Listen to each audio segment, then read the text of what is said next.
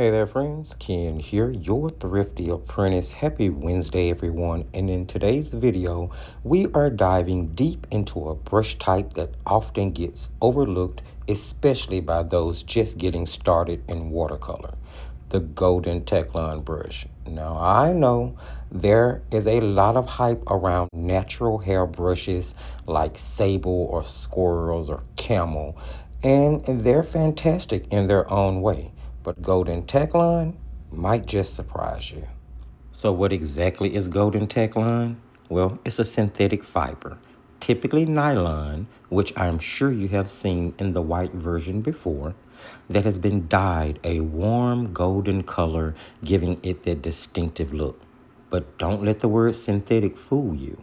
Golden Taklon brushes are known for their high performance, their durability, and their affordability. And they have earned a permanent spot in many artist toolkits, including mine.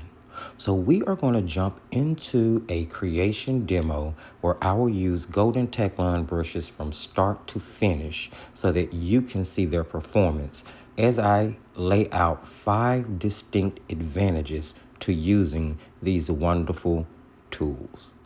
Now, friends, this demo is a first for me. I am attempting to paint a robin for the very first time as I share the advantages of golden Taklon brushes with you.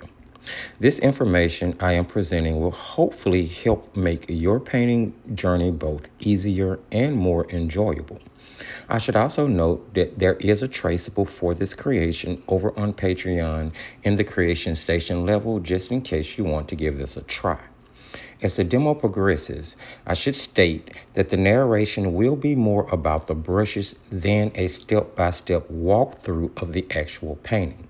However, this painting didn't turn out to be too hard at all. I really believe that even a beginner can pull this off with a little patience. I will take a second to touch on the background though, just in case you are wondering how I got the texture I achieved. I simply painted in the colors I wanted in the background, in this case, ultramarine blue, sap green, and yellow ochre. I used lots of water and made sure my washes were heavy with pigment. After I sprinkled regular table salt in the background and gave it time to dry before moving on. I should note that you can use any salt you want. Sea salt is ideal because it gives you different size salt granules in one container. With that said, let's move on to the topic of this video, which is the advantages of using golden Taklon brushes. Now, one of the biggest advantages of golden Taklon brushes is their spring and snap. That means when you press the brush down, it bounces right back into shape, something natural brushes often struggle with, especially over time. This makes Taklon brushes perfect for clean, controlled lines, precise strokes, and any kind of detail work, whether you're outlining botanicals or working on buildings in watercolor. That kind of control really matters. I love using round and dagger golden Taklon brushes and liners, I have to throw those in, for line work because they come to a super fine point and they don't fray easily. That makes them ideal for ink style watercolor pieces or anything requiring a lot of accuracy. Advantage number 2 would be their durability and maintenance. Let's talk durability first. Natural brushes are beautiful, but they're also very delicate. Golden Taklon brushes, on the other hand, can handle a lot of use, and might I add, even a little of abuse, without falling apart. They don't shed, and they hold their shape better over time. Cleaning them is a breeze. You don't need to baby them or use special cleansers or conditioners. Just rinse with water, reshape, and let them dry. That makes them especially great for artists who paint often or who like to work quickly without worrying about brush care every single time. On the go, plein air painting. Advantage number 3 is that they are very versatile. Golden Taklon brushes are incredibly versatile, actually. You can use them for everything from soft washes to crisp edges, depending on how you load the brush. They're great in both wet on wet and wet on dry applications. Now, I have found they work especially well for glazing and layering with the way that I paint because they don't dump too much water onto the paper at one time. That gives you more control over how your pigments build up. Ideal if you're working on a piece that requires subtle color transitions or tight layering. Which brings me to advantage number 4, their affordability and accessibility. One of the biggest reasons to try Golden Taklon is the price. These brushes are typically a fraction of the cost of high-end Sable or Kolinsky brushes, but still perform incredibly well. That makes them perfect for beginners just learning to control water and pigment, but also for experienced artists who want to save their expensive brushes for special projects.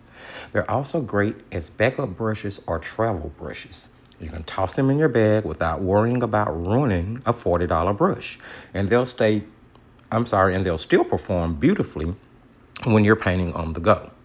Now, the 5th advantage that I'm going to name, the last one for this particular video, is probably one of the biggest pluses to Golden Taklon brushes, and that's the fact that they are ethical and vegan friendly.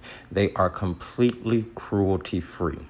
Since Golden Taklon is fully synthetic, no animals are involved in the production. So if you're a vegan or just trying to make more ethical choices with your supplies, these brushes are a really great option for you.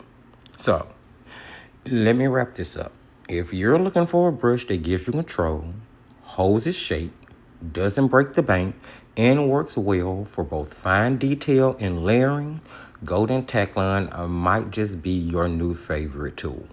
Now, I recommend starting out that you try maybe a size 6 or size 8 round and a smaller flat for washes. Test them out, see how they feel, and you might find yourself reaching for them more than your pricier brushes. Let me know in the comments what your experience has been with Golden Taklon, or if you have a favorite brand. Hopefully, you all found this information in the video helpful, and if it was helpful to you, please consider giving it a like, subscribing, hitting the notification bell so that you know when there are more watercolor tips and tools on the channel. Feel free to share the video because sharing is caring.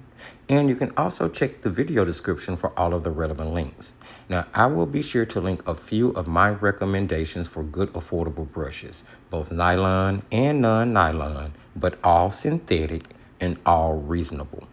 Now, friends, this wraps up the video for today, and be sure to check out these recommended video coming up next for more watercolor tips. And remember, as I tell you at the end of every single video, just keep creating, my friends.